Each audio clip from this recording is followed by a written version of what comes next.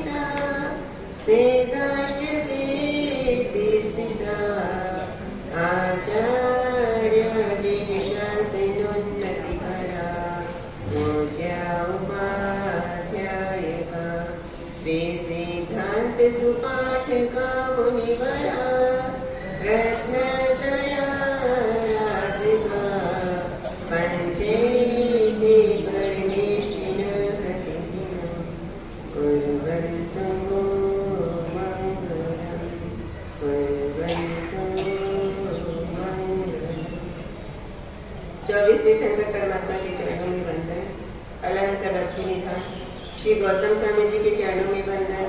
प्रगट प्रभावी चारों दादा गुरुदेवों के चरणों में वंदन। समता मूर्ति तन में व्याधि मन में समाधि पूज्य गुरुवर श्री विचक्षण श्री जी महाराज साहब के चरणों में वंदन। परम पूज्य परम श्रद्धेय मम जीवन सर्वस्व पूज्य श्री के परम पुण्य कामन श्री चरणों में अनंत अनंत आत्मभावेन वंदन।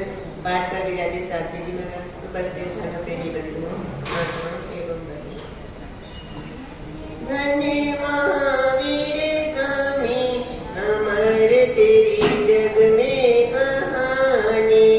धन्य धन्य महावीर स्वामी अमर तेरी जग में कहानी। शासनपति शिवगामी अमर तेरी जग में कहानी। धन्य धन्य महावीर स्वामी अमर तेरी जग में कहानी। आज पर्वाधिराज पर्युषण पर्व का 6वां दिवस। पर्वाधिराज पर्युषण पर्व के आने पर श्री संघ के समक्ष कल्पसूत्र जी की वांछना की जाती है। इस वांछना के पहले अधिकार के अंतर्गत भगवान महावीर स्वामी का जीवन चरित्र चल रहा है।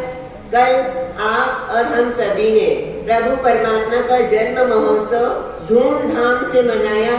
अब भद्रबाहु स्वामी प्रभु परमात्मा का जन्म से लेकर निर्वाण तक का वर्णन फरमा रहे हैं।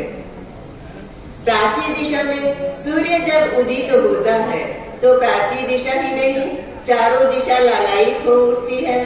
डाली में जब फूल खिलता है तो डाली ही नहीं सारा उद्यान महकने लगता है।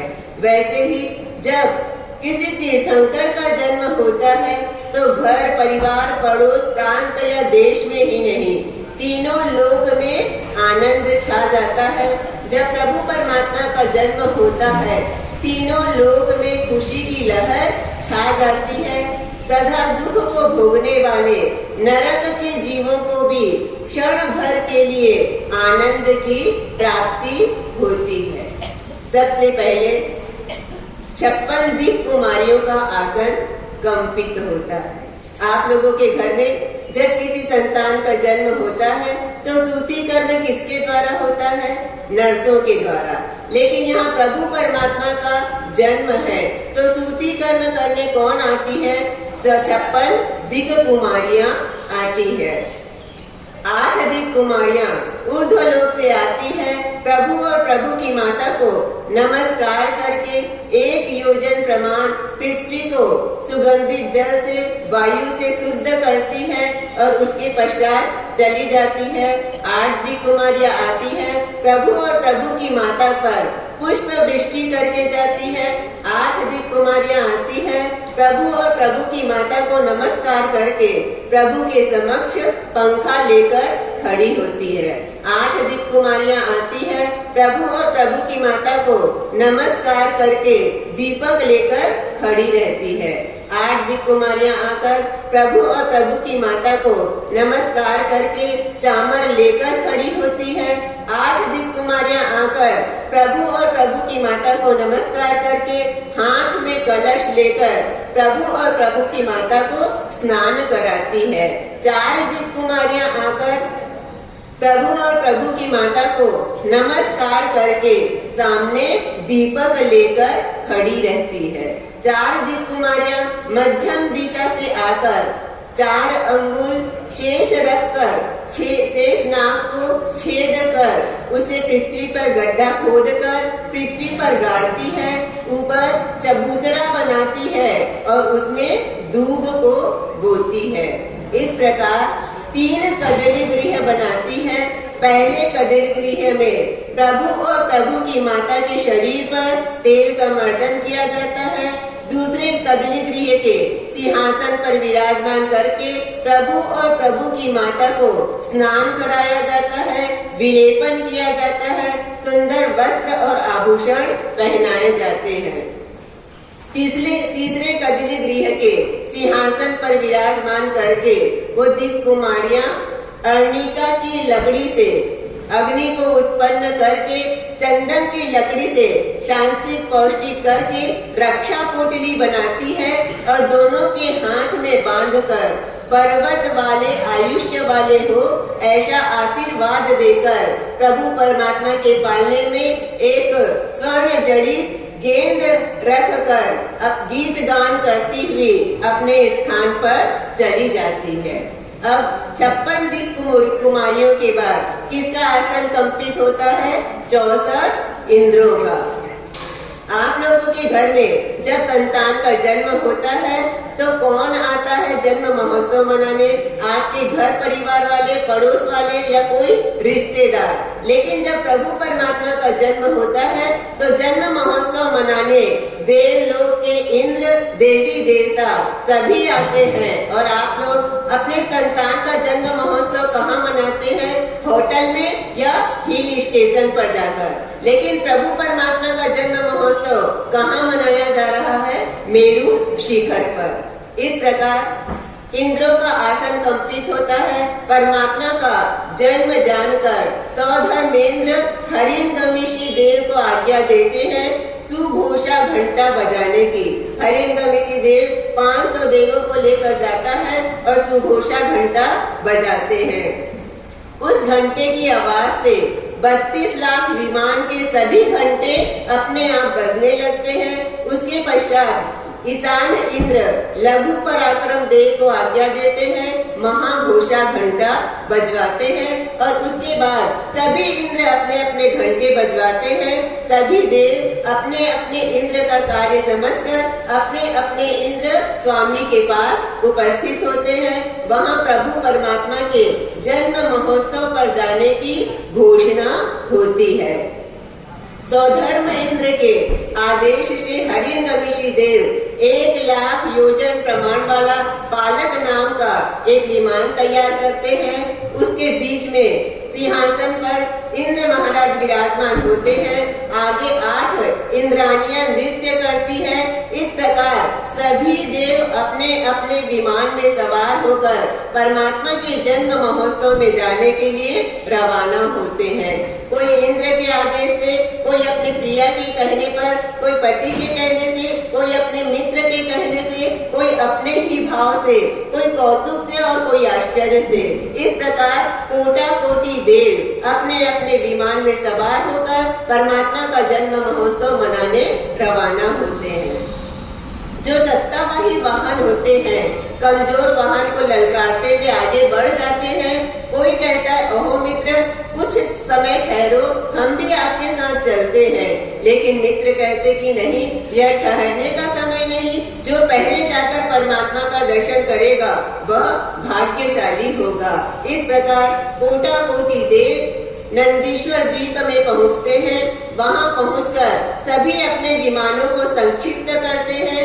रतिकर पर्वत पर जाकर सभी विश्राम करते हैं और वहाँ से सभी देव नंदीश मेरू पर्वत पर पहुँच जाते हैं। मात्र एक सौधर्मेंद्र परमात्मा के जन्म स्थान पर पधारते हैं और परमात्मा की माता से विनती करते हैं। क्या विनती करते हैं?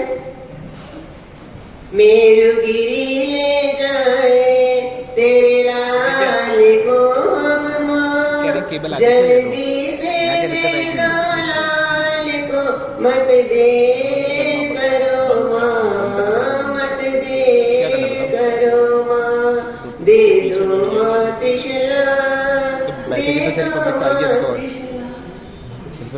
इस प्रकार सौधर्म इंद्र परमात्मा की माता से निवेदन करते हैं कि मैं आपके पुत्र का जन्म महोत्सव मनाने मेरू पर्वत पर ले जाना चाहता हूँ, आप आज्ञा दीजिए। परमात्मा का प्रतिबिंब वहाँ पर रखकर अपने 5 रूप बनाता है। एक रूप से प्रभु परमात्मा को अपने हाथों में लेते हैं, दूसरे रूप से छत्र धारण करते हैं, 2 रूप से दोनों तरफ चमर ढुलाते हैं, एक रूप से प्रभु परमात्मा के आगे वज्र उछालते हुए सौधर्मेंद्र मेरू पर्वत की ओर रवाना होते हैं। इधर वहाँ सभी देव प्रतीक्षा कर रहे हैं कि कब प्रभु परमात्मा पधारे और कब हम उनके दर्शन करें। सभी की नजर उस ही ओर है। जैसे ही प्रभु परमात्मा दूर से दिखाई देते हैं, सारा मेरू पर्वत पर प्रभु परमात्मा के जयकारों से गूंज उठता है। सौधर्मेंद्र मेरू पर्वत पर पहुँचते हैं।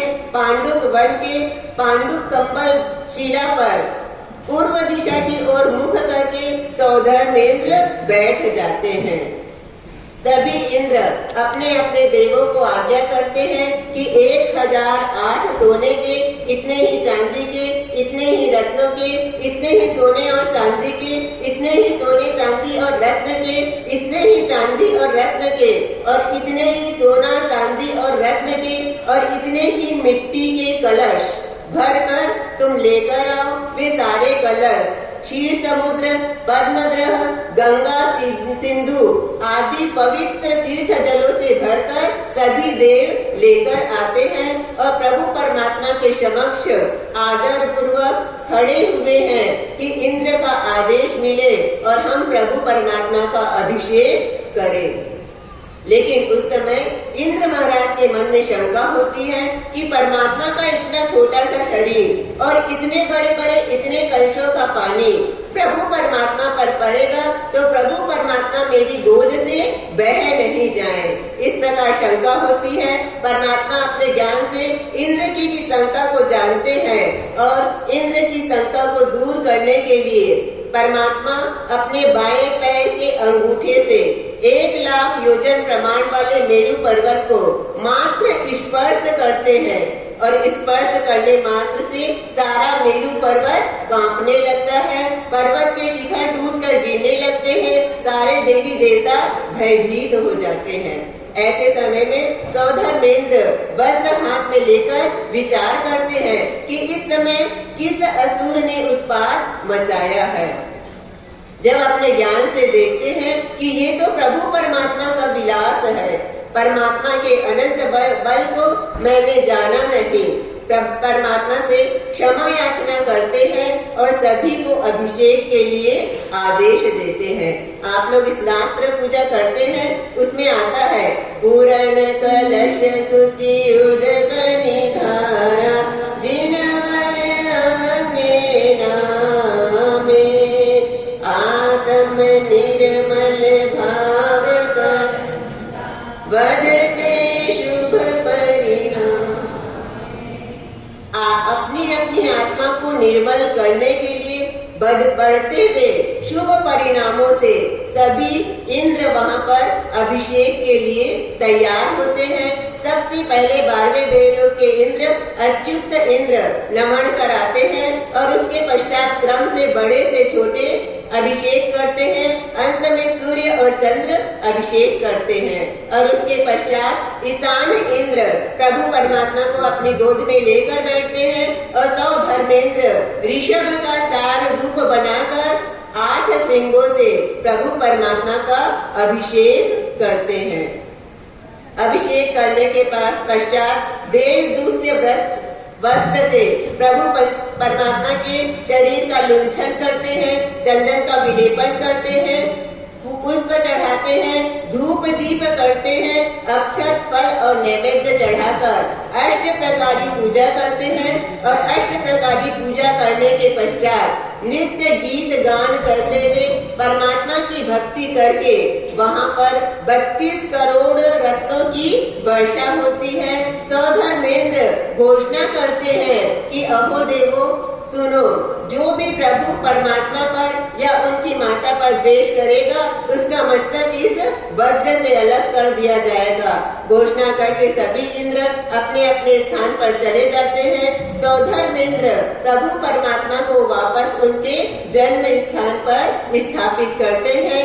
वहाँ रखे हुए प्रतिबिंब को संहरण करते हैं और माता जी को देवदूत से वस्त्र भेंट देकर प्रभु परमात्मा के खेलने के लिए गेंद रखकर और परमात्मा के अंगूठे में अमृत का संचार करके वहां से चले जाते हैं। इस प्रकार 8 दिन नंदीश्वर द्वीप में जाकर सारे देव और इंद्र 28 महोत्सव करते हैं। देवों के महोत्सव के पश्चात अब सबसे पहले मधुर मुखी दासी जो सिद्धार्थ राजा को परमात्मा के जन्म की बधाई देती है कि पाप को पुत्र जन्म हुआ है। सिद्धार्थ राजा अपने सारे आभूषण मुकुट को छोड़कर सारे आभूषण उस दासी को बधाई के रूप में देते हैं। उसका दासीपना दूर कर उसे महतरा बनाते हैं और उसके पश्चात सिद्धार्थ राजा 10 दिन तक पूरे शहर में परमात्मा का जन्म महोत्सव मनाते हैं। आदेशी पुरुष को बुलाकर इस प्रकार आदेश देते हैं कि अहो देवानुप्रियो, तुम जाओ सारे नगर को साफ सुथरा करके सुगंधित जल का छिड़काव करो, पंचवर्णी पुष्प की सजावट करो, सारे शहर में लंबी लंबी फूल माला से सजावट करो, गरुड़ ध्वज सिंह ध्वज बनाओ, सारे घर के आंगन में कुंभ स्थापित करो, केसर और चंदन के छींटे लगाओ, मोतियों के साथिये उड़ाओ, सारे नगर में नृत्य गीत गान प्रारंभ करो।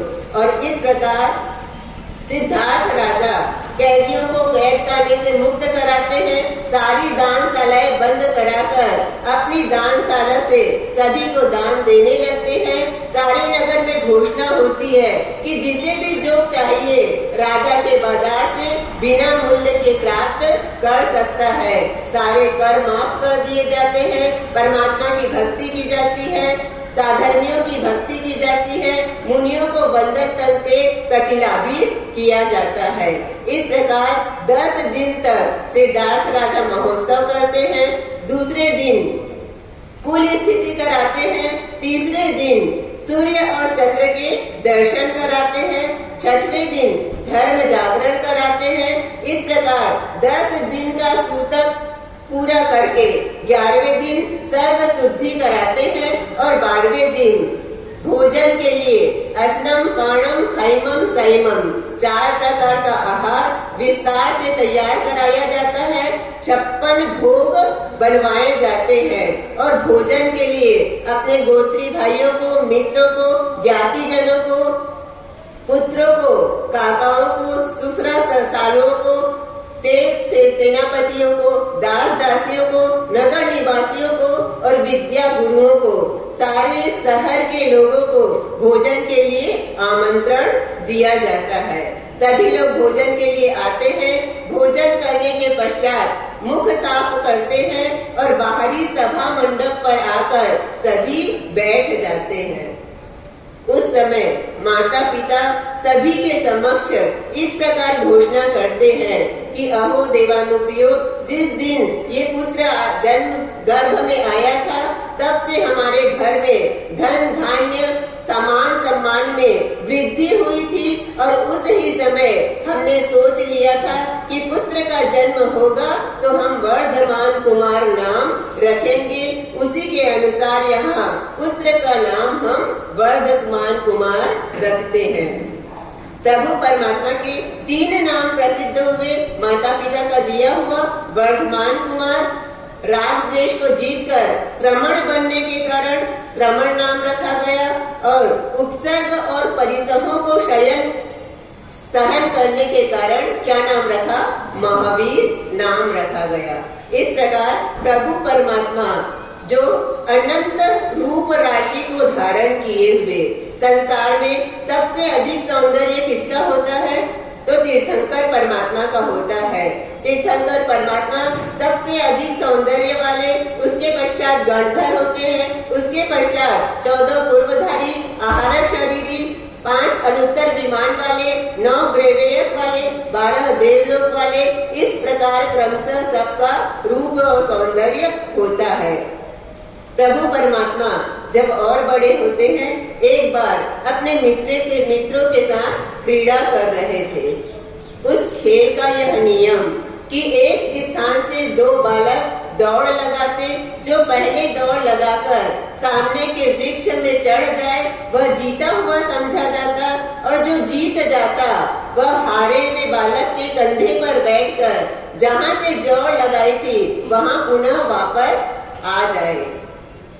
ऐसे समय में इंद्र महाराज अपनी सभा में प्रभु परमात्मा के बल की प्रशंसा करते हैं। तब एक देव परमात्मा की परीक्षा लेने के लिए बालक का रूप बनाकर वहां पर उपस्थित होता है और उन बालकों के साथ क्रीड़ा करने लगता है। प्रभु परमात्मा के साथ वह बाल देव दौड़ लगाता है। परमात्मा दौड़कर आगे पहुंच जाते हैं। वह देव उस वृक्ष पर एक सर्प विकुर्वित कर देता है, लेकिन प्रभु परमात्मा उस सर्प से भी नहीं डरते, सर्प का सहारा लेकर वृक्ष पर चढ़ जाते हैं और परमात्मा जीत जाते हैं। उस समय वह बाल देव अपने कंधे पर प्रभु परमात्मा को बिठाता है और अपने शरीर को बढ़ाने लगता है। 1 ताड़, 2 ताड़, 3 ताड़, इस प्रकार 7 ताड़ के जितना अपने शरीर को बढ़ा लेता है। सभी बालक भयभीत होकर भाग जाते हैं और राजा और रानी को सूचना देते हैं। राजा रानी वहां पहुंचते हैं। माता पिता की चिंता को दूर करने के लिए वर्धमान कुमार उस देव के कंधे पर मुष्टि का प्रहार करते हैं। वह धाराशायी होकर जमीन पर गिर जाता है। अपना स्वरूप प्रकट करके क्षमा याचना करता है। इंद्र भी वहां पर पहुंच जाते हैं और यहाँ पर प्रभु परमात्मा का नाम महावीर स्थापित किया जाता है। जब प्रभु परमात्मा युवावस्था को प्राप्त होते हैं, सामंत वीर समर वीर की पुत्री यशोदा के साथ विवाह होता है। एक पुत्री का जन्म होता है जिसका नाम प्रियदर्शना रखा जाता है। उसकी पुत्री का विवाह अपने भांजे जमाली के साथ कर दिया जाता है। अब प्रभु परमात्मा जब 28 वर्ष के होते हैं तो माता पिता का स्वर्गवास हो जाता है। कहीं 4थे देवलोक और कहीं 12वें देवलोक में गए, ऐसा वर्णन आता है। जब माता पिता का देवलोक हो जाता है तो प्रभु परमात्मा ने गर्भ में जो नियम धारण किया था, क्या नियम लिया था? माता पिता के जीवित रहते मुझे दीक्षा नहीं लेनी है। अब माता पिता का देवलोक हो गया, मेरा अभिग्रह पूरा हो गया, अब मुझे दीक्षा लेनी है। नंदीवर्धन भाई से आज्ञा मांगते हैं, लेकिन भाई कहता है कि हे भाई, अभी तो माता पिता का देहावसान हुआ है, उसका वियोग भी, उसका दुख दूर नहीं हुआ और तुम दीक्षा की बात करते हो। 2 वियोग में एक साथ सहन करूं ऐसा सामर्थ्य मेरा नहीं, इसलिए अभी तुम्हें 2 वर्ष संसार में और रहना है। नंदीवर्धन बंधु के आग्रह से 2 वर्ष साधुवत संसार में, नहीं शोक नहीं हर्ष।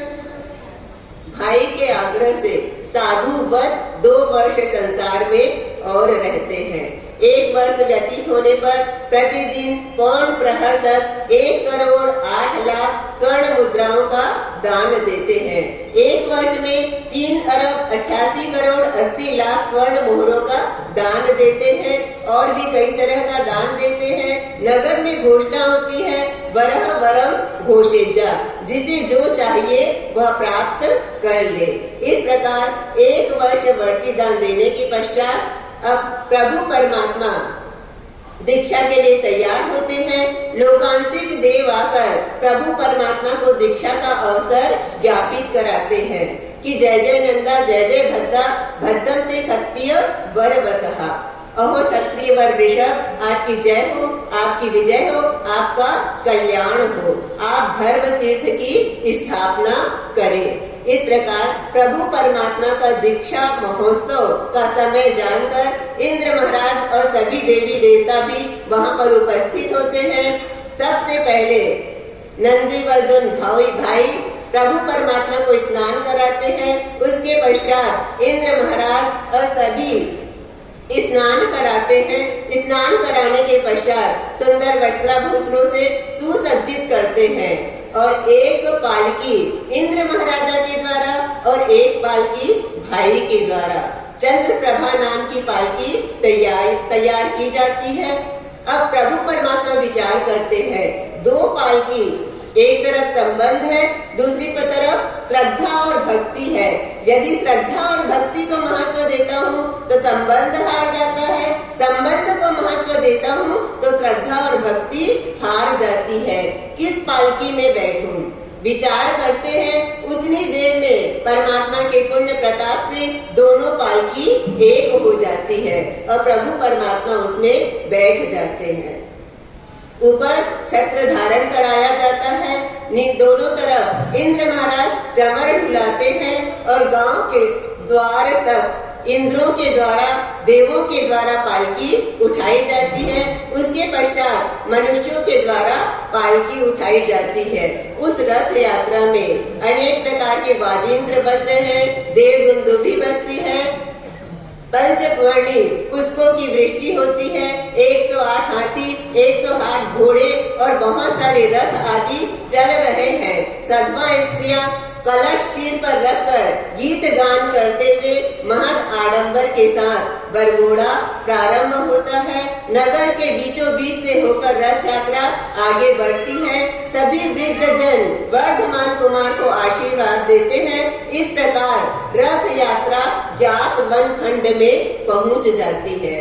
वहां अशोक वृक्ष के नीचे पालकी रखी जाती है। पालकी से उतरकर वर्धमान कुमार सारे आभूषण उतारकर अपने भाई को दे देते हैं और प्रभु परमात्मा पंचमुष्टि लोच करते हैं। उस बाल को इंद्र महाराज क्षीर समुद्र में बहा देते हैं। अब प्रभु परमात्मा नमो सिद्धेभ्यः बोलकर करेणी के पाठ से दीक्षा अंगीकार करते हैं।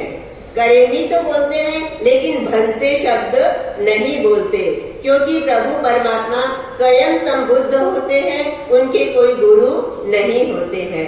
इस प्रकार मिगसर वदी दशमी के दिन पिछले प्रहर में हस्तोत्तर नक्षत्र में चंद्र योग के प्राप्त होने पर प्रभु परमात्मा दीक्षा अंगीकार करते हैं। चौथा मन पर्यज्ञान होता है।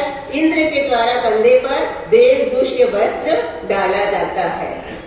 सभी इंद्र और देव वहां से नंदीश्वर जी जाते हैं। 28 महोत्सव करके अपने अपने स्थान पर चले जाते हैं और इधर प्रभु परमात्मा नंदी वर्धन भाई से विहार की आज्ञा मांगते हैं।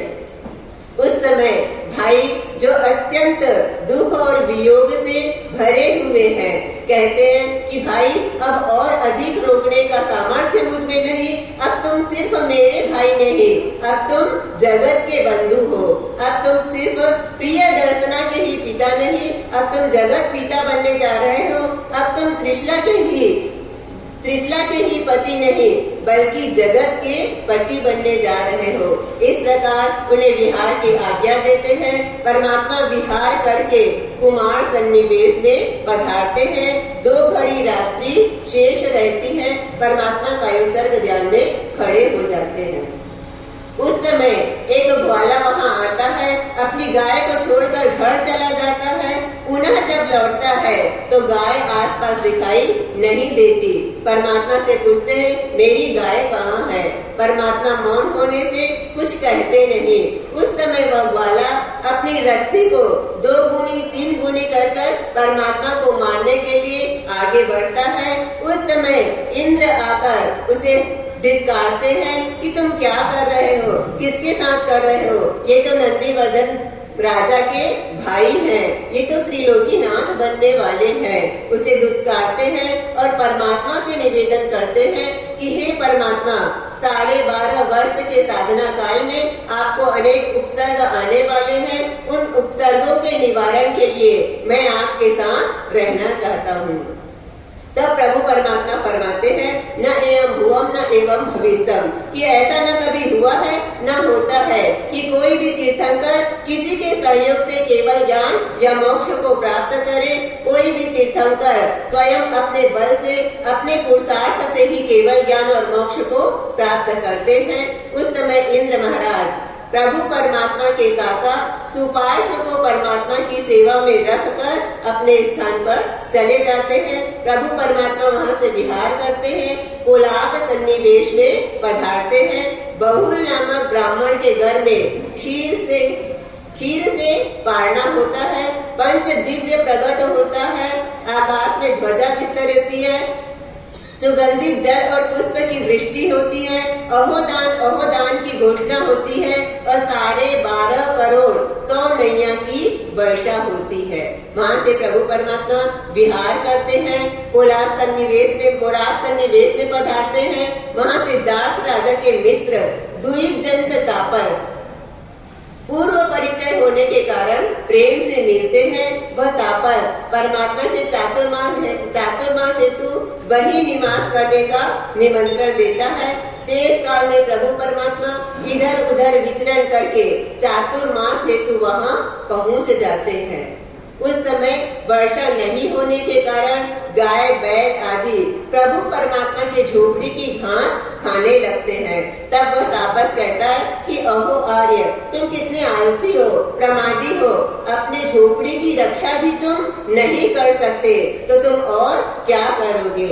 यहाँ पर प्रभु परमात्मा अप्रीति के स्थान में नहीं रुकना, ऐसा विचार करके 15 दिन शेष रहने पर वहाँ से विहार करते हैं। 5 अभिग्रह धारण करते हैं। अभिग्रह अप्रीति के स्थान पर नहीं रुकना, गृहस्थ का विनय नहीं करना, सदा खड़े रहना, मौन से रहना, हाथों में ही आहार ग्रहण करना। वहां से विहार करके प्रभु परमात्मा अस्थि ग्राम में पहुंचते हैं। अस्थि ग्राम में शूलपाणी यक्ष का मंदिर। रात्रि के समय प्रभु परमात्मा वहां पहुंचते हैं। मंदिर का पुजारी परमात्मा से कहता है कि यक्ष बहुत दुष्ट है, आप रात्रि में यहाँ मत ठहरो। लेकिन प्रभु परमात्मा जो अपने ज्ञान से जानते हैं कि मेरे भी कर्म की निर्जरा होने वाली है और इस यक्ष का भी विकास होने वाला है। प्रभु परमात्मा ने जिस दिन से दीक्षा ली, एक ही संकल्प, नए कर्म का बंधन नहीं करना और पुराने कर्मों को समाप्त करना है। इसलिए जो भी उपसर्ग आए समता से सहन करना है। रात्रि में वहाँ पर कायोत्सर्ग ध्यान में खड़े हैं। यक्ष प्रकट होकर प्रभु परमात्मा को डराता है, सर्प बिच्छू बनकर डंक मारता है, हाथी बनकर आकाश में उछालता है, लेकिन प्रभु परमात्मा जरा भी नहीं डिगते। उस समय वह प्रभु परमात्मा के मस्तक में, आंख में, कान में, नाक में, नाखून में और पीठ में जहाँ भयंकर पीड़ा होती है, ऐसे स्थानों पर पीड़ा करता है। लेकिन उसके बाद भी प्रभु परमात्मा जला भी विचलित नहीं होते। तब वह शूलपाणी क्या हो जाता है, अब जो शूल पानी था वो फूल पानी बन जाता है। प्रभु परमात्मा के चरणों में मस्तक झुकाकर भक्ति करता है। यहाँ उसे सम्यक दर्शन की प्राप्ति होती है। वहाँ से परमात्मा विहार करते हैं। उत्तरवाचाल गांव के पास से प्रभु परमात्मा विहार कर रहे हैं। सोमदत्त ब्राह्मण जो प्रभु परमात्मा से याचना करते हुए पीछे पीछे आता है और परमात्मा से याचना करता है। उस समय प्रभु परमात्मा के पास और कुछ भी नहीं, मात्र देवदूष्य वस्त्र, उसे भी आधा टुकड़ा करके उस ब्राह्मण को दे देते हैं। यहाँ पर दान धर्म की प्रेरणा देते हैं। ब्राह्मण आधा वस्त्र लेकर जाता है, बुनकर के पास जाता है। वह बुनकर कहता है कि इसका आधा वस्त्र और लेकर आओ तो इसकी कीमत 100 लाख द्रव्य हो जाएगी, अपन आधा आधा बांट लेंगे। उस बुनकर के कहने पर वापस जाते हैं, लेकिन मांगने की हिम्मत नहीं होती। पीछे पीछे जाने लगते हैं कि हवा से उड़ जाए तो मैं लेकर चला जाऊं। और योग संयोग ऐसा होता है कि हवा से परमात्मा के कंधे से वह वस्त्र उड़ जाता है। ब्राह्मण उसे लेकर चला जाता है, तुणकार के पास जाता है। तुणकार उसे बुन कर बेचता है। 100 लाख द्रव्य प्राप्त होते हैं। दोनों आधा आधा बांट लेते हैं। दोनों की दरिद्रता दूर हो जाती है। वहां से परमात्मा विहार करते हुए गंगा नदी के किनारे जाते हैं। गंगा नदी के रेत में प्रभु परमात्मा के कोमल चरण अंकित हो जाते हैं। उन चरणों में जो चिन्ह थे वो चिन्ह भी उसमें अंकित हो जाते हैं। पुष्प नाम का एक सामुद्रिक शास्त्री वहां से जब गुजर रहा था, चिन्हों को देखकर सोचता है कि यहाँ से कोई चक्रवर्ती राजा गया है, उसकी सेवा में जाना चाहिए तो कुछ मुझे लाभ होगा। पीछे पीछे जाता है तो देखता है कि यहाँ तो एक व्रतधारी साधु खड़े हैं। विचार करता है कि ये मेरे सारे शास्त्र व्यर्थ है, समुद्र में फेंकने योग्य है, क्योंकि ऐसे लक्षणों वाला भी यदि साधु भक्त से कष्ट सहन करता है तो मेरे शास्त्र व्यर्थ है। उस समय इंद्र महाराज वहाँ उपस्थित होते हैं और उस शास्त्री से कहते हैं कि तुम्हारे शास्त्र व्यर्थ नहीं है, इन लक्षणों वाला त्रैलोक्य पूजित तीर्थंकर परमात्मा बनता है। बहुत सा धन देकर उसे विदा करते हैं, स्वयं भी वहाँ से चले जाते हैं। अब प्रभु परमात्मा विचरण करते हुए राजगृह नगरी के तुड़कार के शाला में दूसरा चातुर्मास होता है। मासक श्रवण के पारने की महिमा को देखकर गौशाला प्रभु परमात्मा के पास भिक्षा मांगता हुआ आता है, लेकिन महिमा देखकर परमात्मा के पास दीक्षित हो जाता है। स्वयं दीक्षित होकर परमात्मा के साथ विचरण करने लगता है। तीसरा चातुर्मास प्रभु परमात्मा का चंपा नगरी में होता है। वहां से विहार करके प्रभु परमात्मा चौरा नगरी में पहुंचते हैं। वहां पर परमात्मा को और गौशाला को चोर समझकर लोग कुएं में उल्टा लटका देते हैं। वहां सोमा और जयंती नाम की पार्श्वनाथ परमात्मा की शिष्याएं उन्हें बचाती है। चौथा चातुर्मास परमात्मा का पृष्ठ चंपा में होता है। जीर्ण से जो प्रभु परमात्मा को हर दिन पारने के लिए निवेदन करता है, लेकिन प्रभु परमात्मा 4 महीने के चातुर्मासिक तपस्या का पारना पूरण सेठ के घर पर करते हैं। वहां से परमात्मा विहार करते हैं, ताड़ देश में पहुंचते हैं। वहां चोरों का उपद्रव होता है। 2 चोर तलवार लेकर मारने दौड़ते हैं, इंद्र महाराज बचाते हैं। पांचवा चातुर्मास भद्रिका नगरी में होता है। वहां से परमात्मा कूप सन्निवेश में पधारते हैं। वहां भी चोर समझकर परमात्मा को पकड़ लिया जाता है और वहां पर विजया नाम की शिष्या बचाती है प्रभु परमात्मा को। वहां से गौशाला परमात्मा से अलग हो जाता है, लेकिन मार पड़ने से विचार करता है कि परमात्मा के साथ ही रहता तो अच्छा होता। वहां से प्रभु परमात्मा विशाला नगरी में पहुंचते हैं। लोहार की शाला में रुकते हैं। लोहार बहुत समय के पश्चात प्रभु पर वहां पहुंचता है तो यह मूंड अमंगल है ऐसा समझकर लोहे के घन से प्रभु परमात्मा को मारने के लिए आगे दौड़ता है। उस समय प्रभु परमात्मा की रक्षा इंद्र महाराज आकर करते हैं। 6 महीने के पश्चात गौशाला पुनः परमात्मा के पास आ जाता है। छठवां चातुर्मास पुनः बद्रिका नगरी में होता है।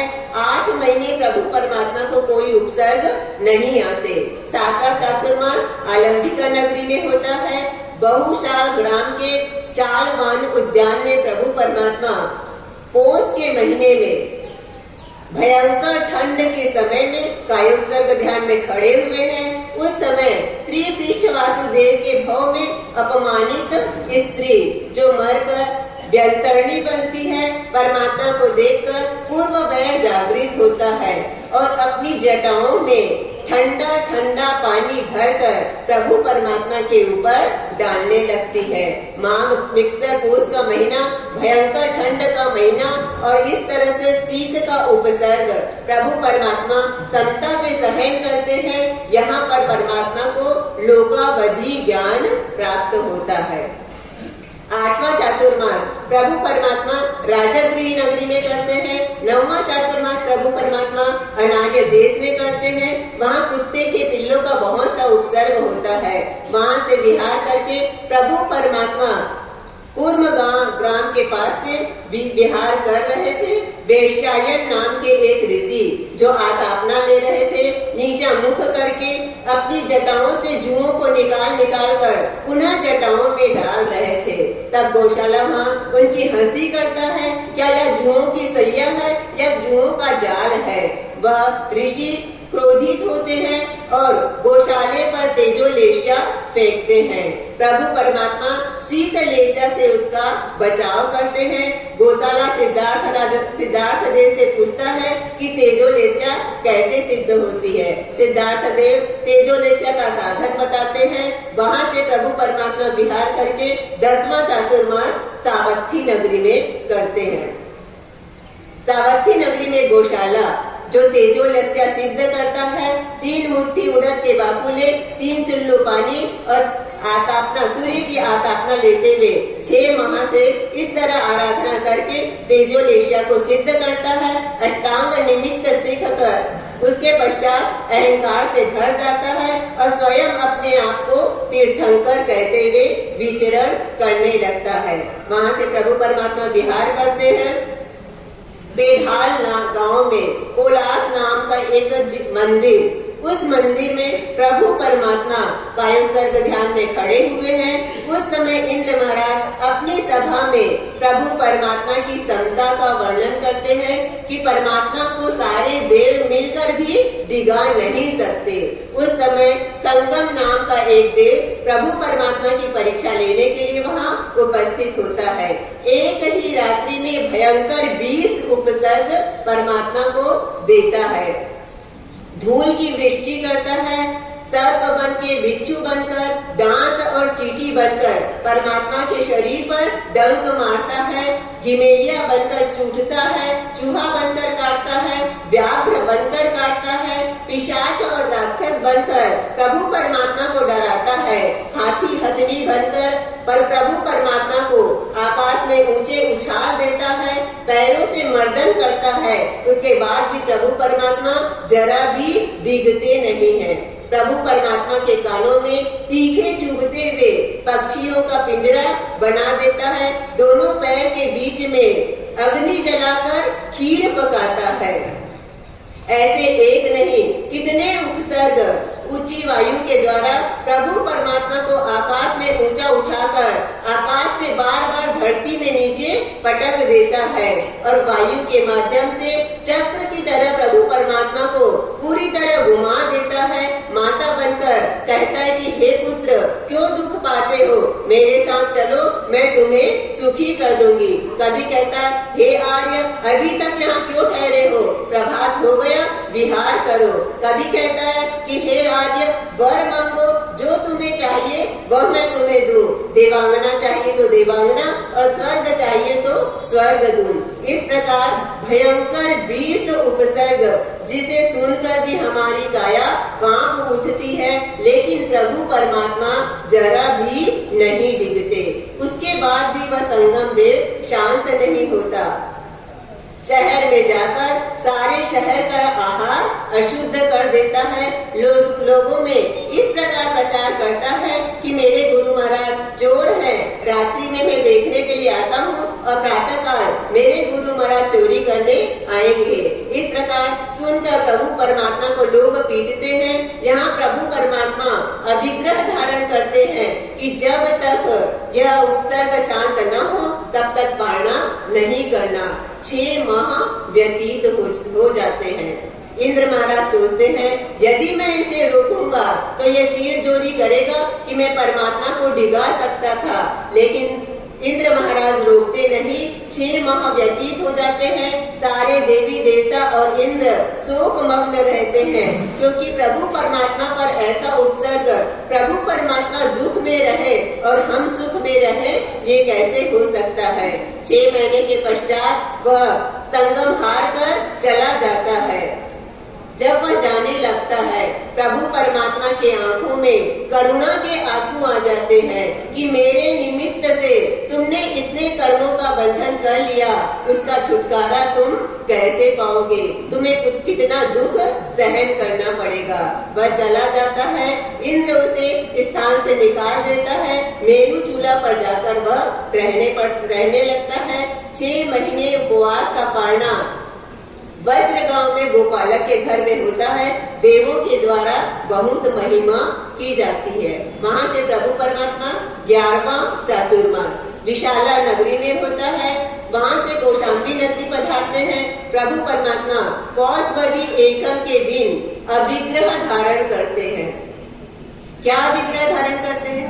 राजा की पुत्री हो, दासी के रूप में हो, हाथों में हथकड़ी, पांवों में बेड़ी हो, सिर मुंडा हुआ हो, एक पैर देवी के अंदर एक पैर बाहर हो, दोपहर के बाद सुपड़े में उड़द का बाकुला हो और आंखों में आंसू हो तो आहार ग्रहण करना, अन्यथा उपवास करना। इस प्रकार अभिग्रह धारण करके प्रभु परमात्मा हर दिन आहार के लिए जाते हैं।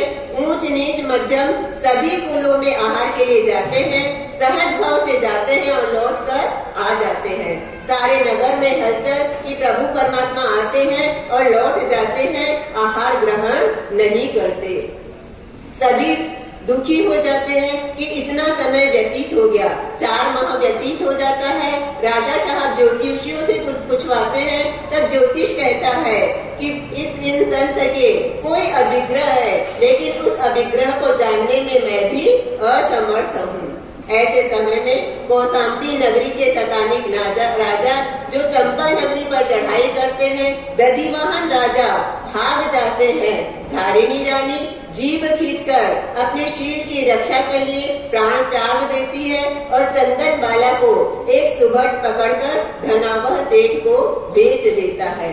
सेठ उसे लेकर अपने घर में जाता है। मूला सेठानी विचार करती है कि मैं वृद्ध हो गई हूँ, मेरे कोई संतान नहीं है, अब से इसे पत्नी के रूप में स्वीकार करेगा। एक बार से जब बाहर जाते हैं तब सेठानी उस चंदन बाला के सिर को मुंडवा देती है, हाथ में हथकड़ी, पैरों में बेड़ी बंधाकर तब घर में डलवा देती है। बाहर से ताला लगाकर स्वयं पिघर चली जाती है। जब 3 दिन के बाद सेठ लौटते हैं, कर्मचारियों से पूछते हैं कि चंदना कहाँ है। जब कर्मचारियों से ज्ञात होता है कि वह तल घर में है, खुलवाते हैं, बाहर लाते हैं और इधर उधर देखते हैं कि कुछ खाने को हो तो इसे पकड़ाकर बेड़ी को तुड़वाने, लोहार बुलाने मैं चला जाऊं। इधर उधर देखते हैं, सूप में उड़द का बाकुला पड़ा हुआ था, वही पकड़ाकर लोहार बुलाने चले जाते हैं। इधर प्रभु परमात्मा आहार के लिए पधारते हैं। 5 माह 25 दिन व्यतीत हो गए, आज 25वां दिन है। परमात्मा आहार के लिए पधारते हैं।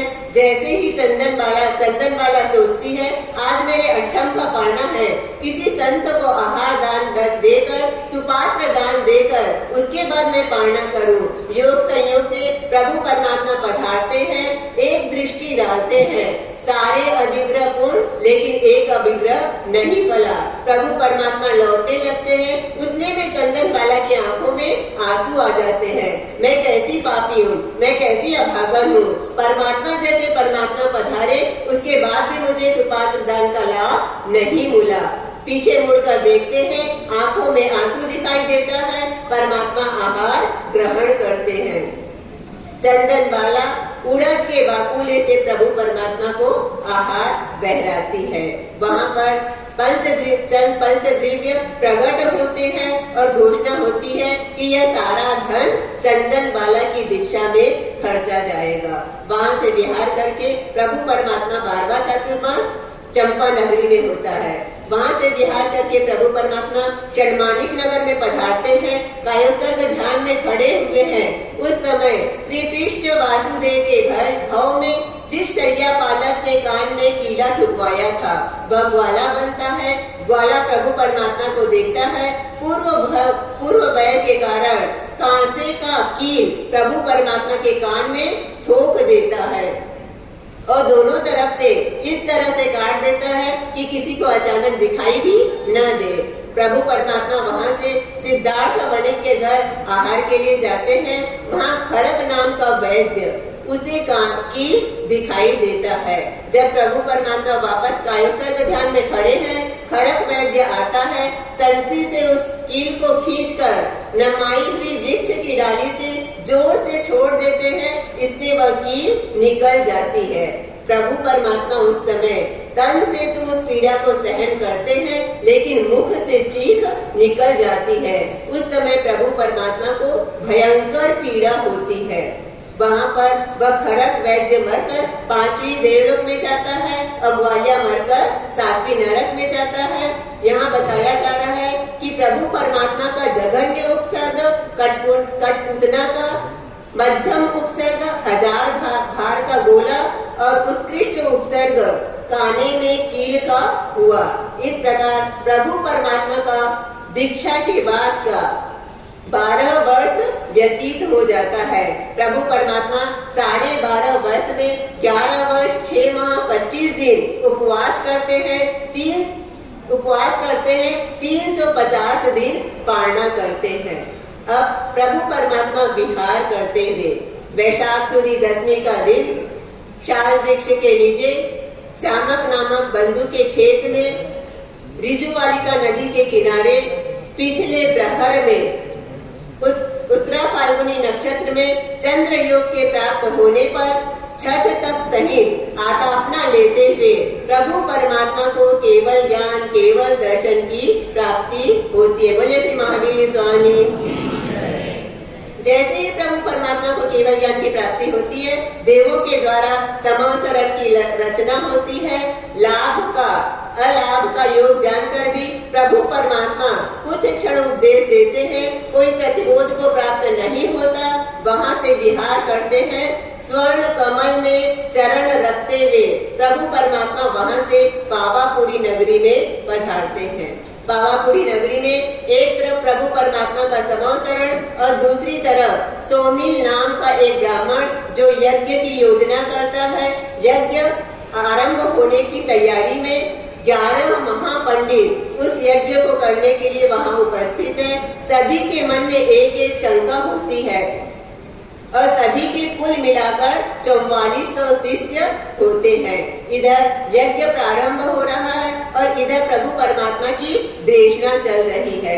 आकाश से करोड़ों देवी देवता परमात्मा के समवसरण में देशना श्रवण करने आ रहे हैं। उस समय विमान की आवाज सुनकर सबकी आंखें ऊपर उठ जाती है। यज्ञ में जो पंडित है वो कहते हैं कि स्वामी देखो तुम्हारे यज्ञ का कितना प्रभाव है। स्वयं देवता भी प्रत्यक्ष में आहुति स्वीकार करने आ रहे हैं। तब पंडित कहता है कि यह सब आपका ही प्रभाव है।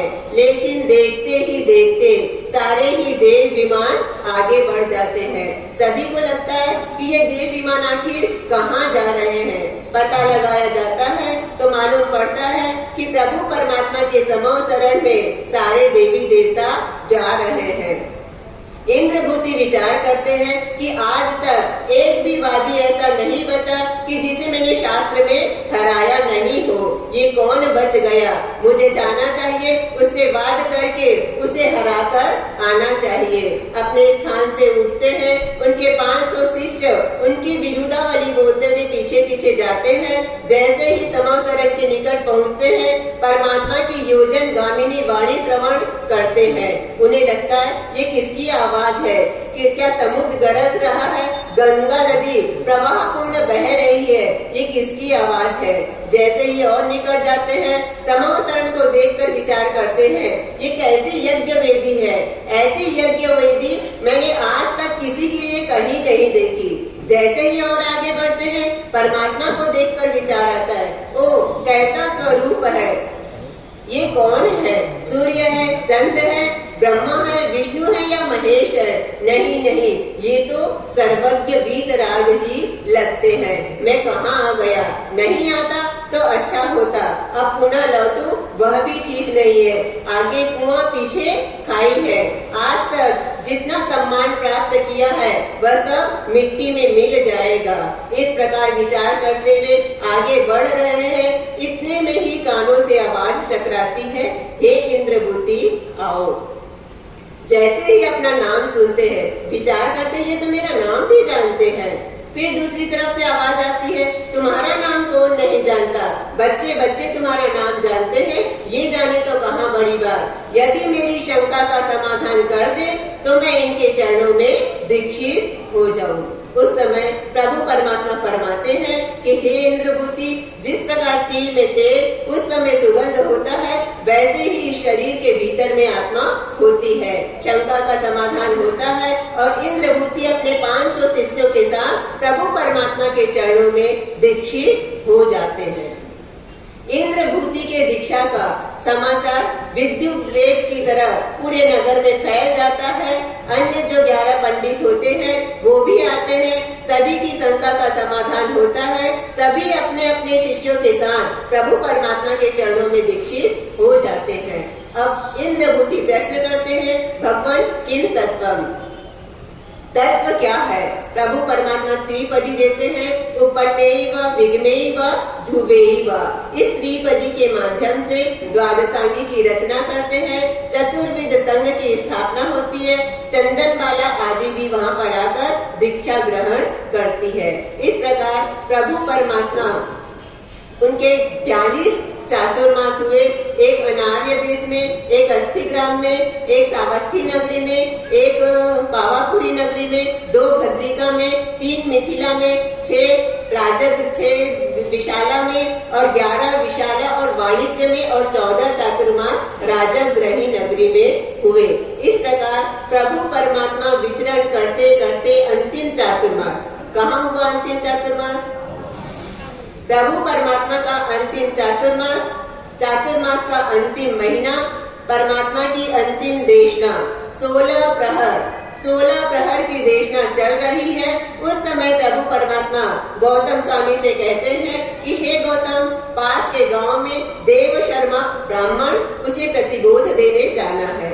गौतम स्वामी आज्ञाकारी शिष्य की तरह उठते हैं और उसे प्रतिबोध देने चले जाते हैं। इधर प्रभु परमात्मा का कार्तिक बदी अमावस्या के दिन रात्रि में प्रभु परमात्मा का निर्वाण हो जाता है।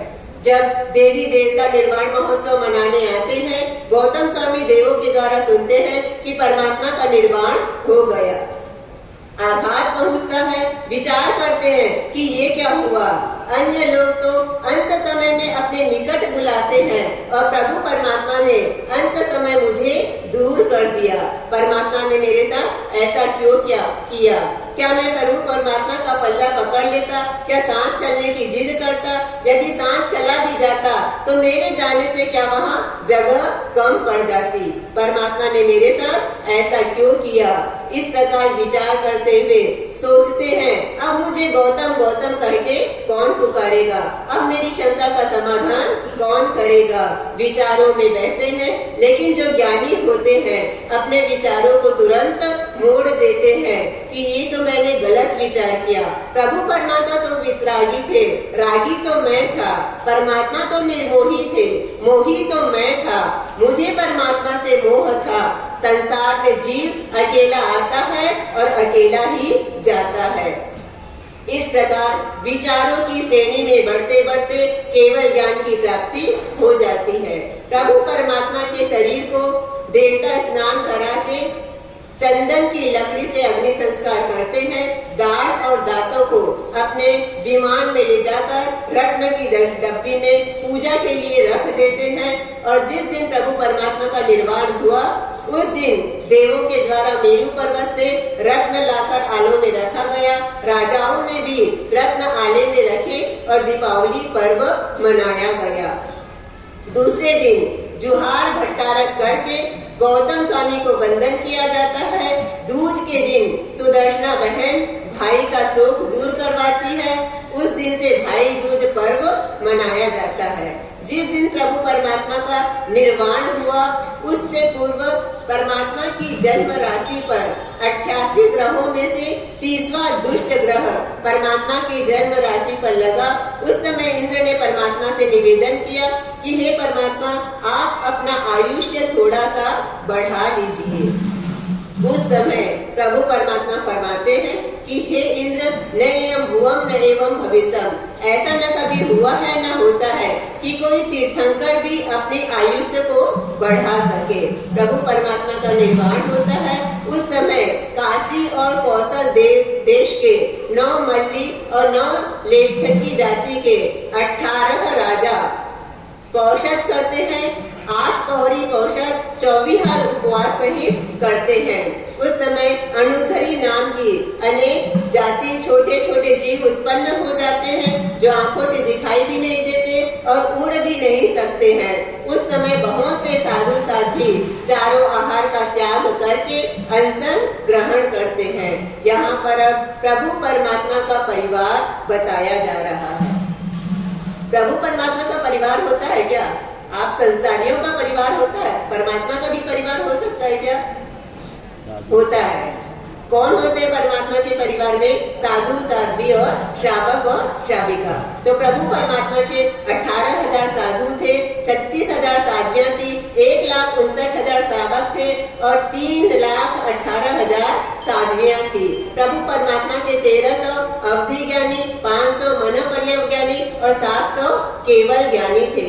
इस प्रकार प्रभु परमात्मा 30 वर्ष गृहस्थ अवस्था में रहते हैं, 12.5 वर्ष छद्मस्थ अवस्था में रहते हैं, 30 वर्ष केवल पर्याय प्राप्त करके 72 वर्ष की आयुष्य पूर्ण करके पावापुरी में हस्तिपाल राजा की जीर्णशाला में कार्तिकवदी अमावस्या के दिन पुण्य फल विपाक के 55 अध्ययन, पाप फल विपाक के 55 अध्ययन, उत्तराध्ययन के 36 अध्ययन और मरु देवी माता का 36 अध्ययन, उत्तराध्ययन का 36 अध्ययन और मरु देवी माता का अध्ययन कहते हुए प्रभु परमात्मा सिद्ध बुद्ध मुक्त अवस्था को प्राप्त करते हैं। बोलिए श्री महावीर